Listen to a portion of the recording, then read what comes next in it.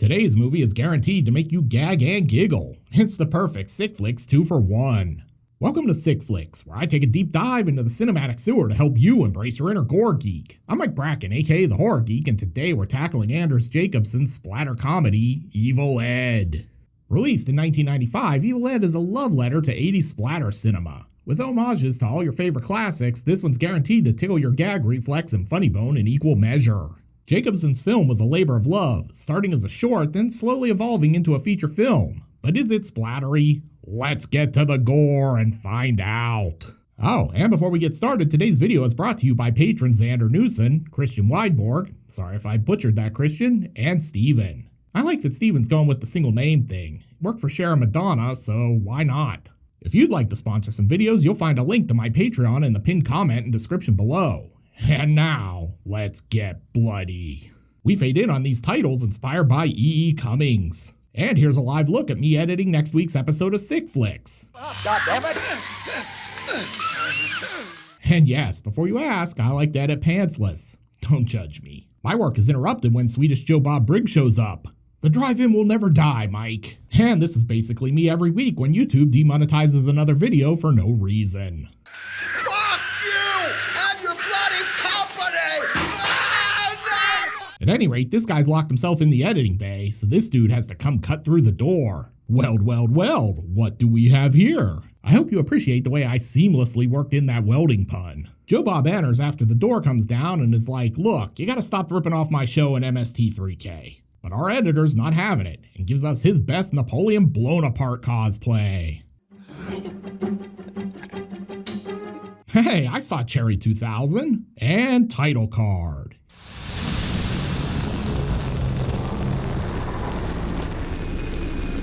Evil Ed? They gave Charlie Brewster's pal his own movie? Is this part of the Fright Night cinematic universe? We then jump to another movie. Yes, the movie just felt like we needed to take a break and watch a different movie for a while. Turns out we're just in this film lab where we see what a young Arnold Todt did before having his face melted off by looking inside the Ark of the Covenant.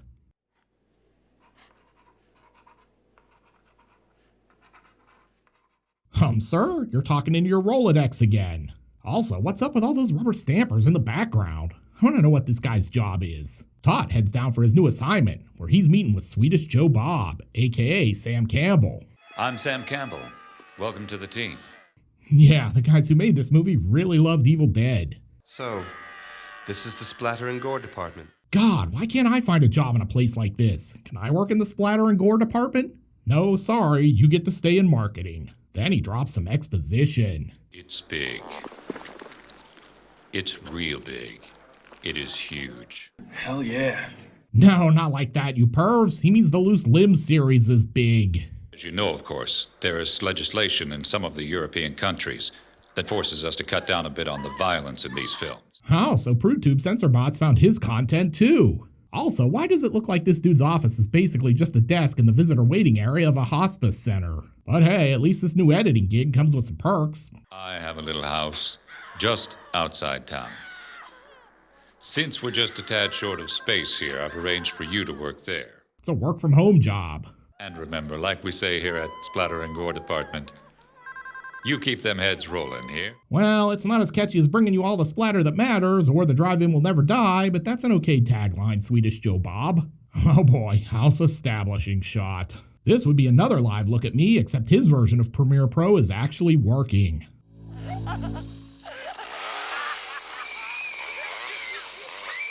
Work is interrupted by a phone call. It's just director Anders Jacobsson.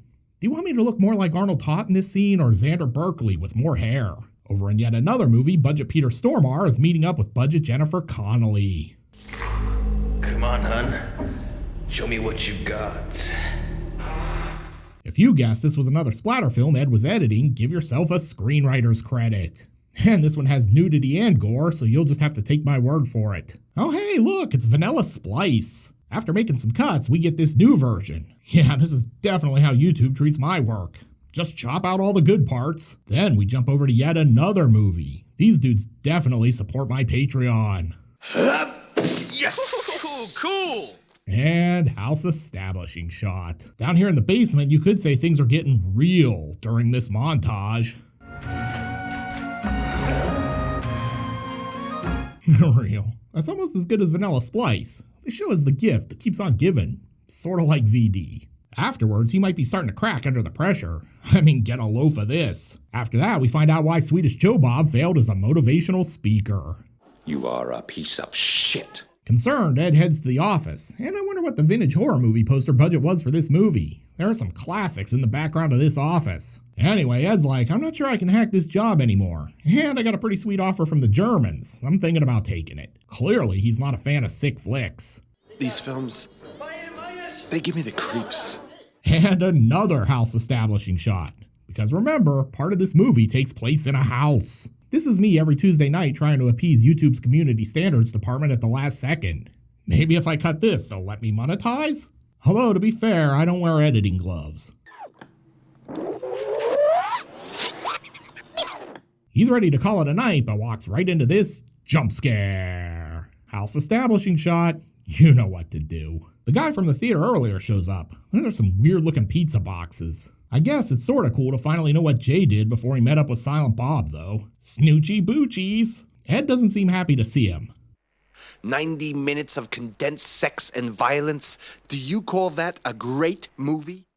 Yes. That's kind of the whole point of this channel. I feel like Ed would have been right at home in a Twisted Sister or Beastie Boys video trying to take away your right to party.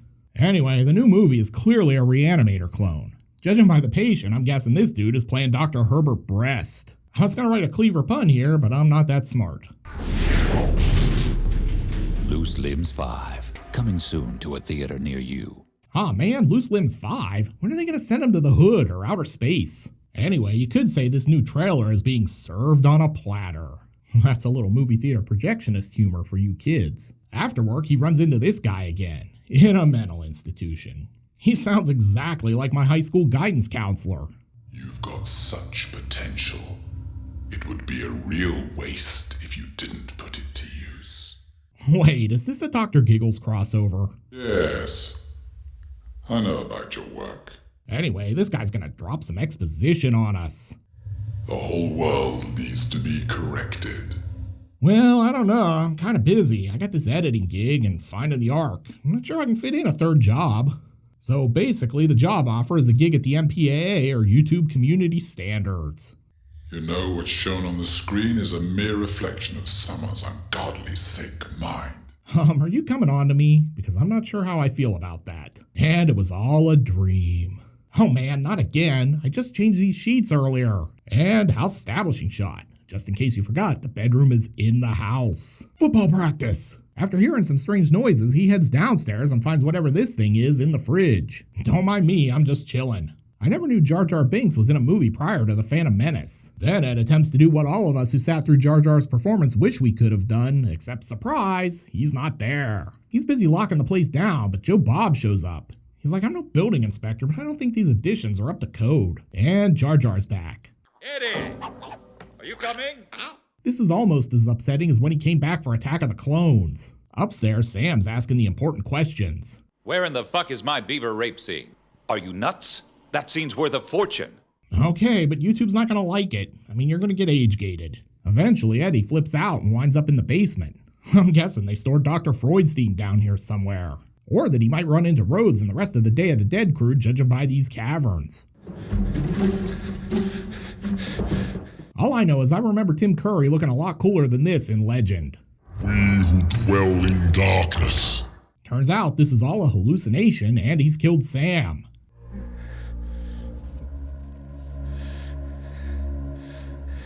Great, now who's gonna sign his paychecks? And another house establishing shot. We never left the house, but sure. The next morning it's time to take out the trash. But Ed might be taking this whole body bag thing too literally. And well, it's been 60 seconds, so let's get another house establishing shot in here. This time Jay's back and Ed's offering him a cup of Joe. Bob. You have like sugar? Guess not. And I should point out that I think this movie spent all of the lighting budget on horror movie posters. That's why every scene is so dark. Jay decides he's ready to head out once Ed starts making his Amway pitch. Yeah, that sounds like an exciting opportunity, but I got a jet. Ed's not having it though. Let me tell you about these exciting Herbalife products. Jay's still not interested, so Ed gives him the hard sell. This dude's working stiffer than Greg the Hammer Valentine. With Jay down for the count, Ed's back at work. He's snipping this film like a urologist. Say what you will, but Ed's work is definitely a cut above that of the previous editor. And house establishing shot. Can Evil Ed beat the video dead? It's gonna be close. Oh, and since we're over halfway through the movie, why not bring in some more characters? Here we've got Jaromir Jagr and his pal ready to do a little home invasion. Ed's like, Santa? Is that you? And I told you they blew the budget on posters and house establishing shots. They have to light this scene with a flashlight. After searching high and low for more plot, Yogs eventually runs into Ed and puts him on blast. But Ed's not dead, he's just channeling his inner Travis Bickle. Are you talking to me? Jagr tries to take 5 for fighting, but Ed's gonna make him a metal fan by teaching him all about headbanging.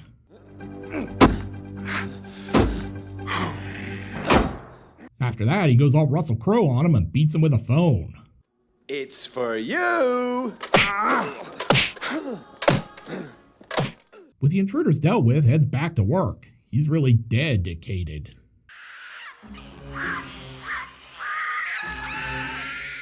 This is basically a live look at me trying to write jokes for this video's script. Then Ed's wife and daughter show up. Really, sure. Why not? She's concerned about his well-being. My God. You look terrible. Yeah, this is just like another night with Kim and Kanye before the split. It's terrible. I'm ashamed of my own husband. Oh. I don't like to be judgmental, but you could say Ed has really flipped his wig here. You're hurt. You're hurt. I'm not hurt. I'm going to show you pain. Oh no, he's gonna make her watch a Tyler Perry movie marathon. Anyway, Ed ends up with the stun gun and he's about to show his wife a shocking good time, but then his daughter shows up. He's ready to get the final cut on this kid, but then his wife hits him with the taser. Say what you will, but these two have always been electric together. Then she shocks him again. This is pretty revolting. Ed's not done, but neither is she. She's laying the lumber like she's Hacksaw Jim Duggan. Before Ed's wife and daughter can flee, they walk right into this jump scare. After some cat and mouse, Ed finds his wife in the closet. Hey, I'm not ready yet. Also, does this gun go with my outfit? And cut to Ed being wheeled away by mental health professionals. This feels like the end of the movie, but we've still got like 20 minutes left. And it was originally the end, but they went back and shot more footage. While they wheel Eddie down the hall, Chris Jericho tries out his new armbar technique on him. And Ed seems pretty calm until he freaks out and gives this doctor a lift.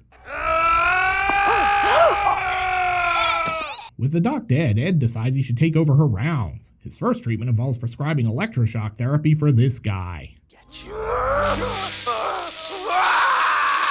Hey, remember Jay the delivery guy? Yeah, he's still in this movie. And he's in the same hospital. How convenient.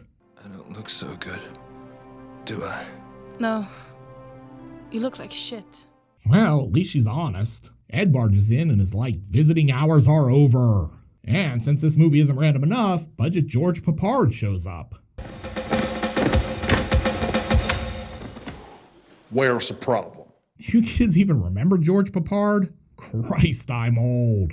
Anyway, Ed's on the move with Nick's special lady. You can't go in there, it's taped off. Surely Nick won't cross the caution tape. Damn it, Nick, does no one respect caution tape in this movie? Papard and the B team are bringing up the rear, and surely these guys will definitely respect that caution tape if no one else. Damn it! Ed takes Jay's girlfriend upstairs and then slaps a mask on her. What's he doing? Your gas is as good as mine. Jay shows up just as surgery is about to commence. Hey man, I don't like the way you operate. Then Ed tosses him like he's Mick Foley in the Hell in a Cell match. Good God almighty, that killed him! Yeah, my Jim Ross still sucks. Seriously, Can someone get Jim Ross to do a line for this show? Then Papard and the B team show up. I love it when a plan comes together. Turns out they shoot about as well as the guys on the A team too. While they're blasting away, Jay's still alive, somehow. Papard and Ed are the last men standing, and they're gonna have a showdown. It's like a spaghetti western, but since this film is from Sweden, I suppose it's more accurately described as a Swedish meatball western instead. With Papard down, Ed turns his attention back to Jay's girlfriend. He's about to impale her on his pole. Hell yeah. No, not like that, you pervs. I mean, he's gonna stake her like he's Van Helsing. See? She's a vampire. Before he can take another stab at it, Jay shows up and introduces him to his boomstick. Rest in pieces. And then there's an exploding head I can't show you. But trust me when I say Ed's dead, baby. Ed's dead. And after some voiceover narration, it's time for credits. Evil Ed is clearly a love letter to the splatter comedies of Peter Jackson and Sam Raimi. It's not so much a narrative as it is a bunch of riffs on pop culture and splatter movies. It doesn't so much end its story as it just stops.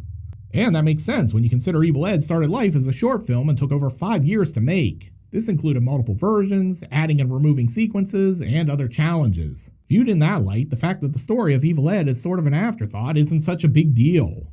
But enough about that. Can Evil Ed cut its way to a 5 barf bag rating? Let's go to the gore card! In terms of gross anatomy, Evil Ed definitely delivers. I can't even begin to catalog all the carnage here, but the highlights include severed limbs, multiple decapitations, an impaling, and that great shotgun blast to the head. Because of that, Evil Ed earns a very respectable 4 barf bag rating. This is definitely a sick flick. Looking for another splatter comedy? Then be sure to check out my review of Bad Taste. You'll find a link here on the screen after my outtakes. I'll meet you over there. Until next time, I'm Mike Bracken, aka the Horror Geek, bringing you all the splatter that matters. How many times will I call Evil Ed Evil Dead today? Place your bets now. Released in 1995, Evil Ed is a love letter to 80s splatter cinema. With Joe Bob enters and after the door, reading by looking inside the Ark of the Covenant. It's the Ark of the Covenant, not the Covenant. And I wonder what the vintage Ho poster is. A totally different video. After hearing some strange noises, he heads downstairs and finds whatever this thing is in the fridge. Ooh. Way to enunciate. Nice work, tongue. Then edit. Come on, man, just say the words. Say what you will, but these two... Fuck. Ruining my own jokes. Except, surprise, he's not there. That was the most half-hearted line reading ever.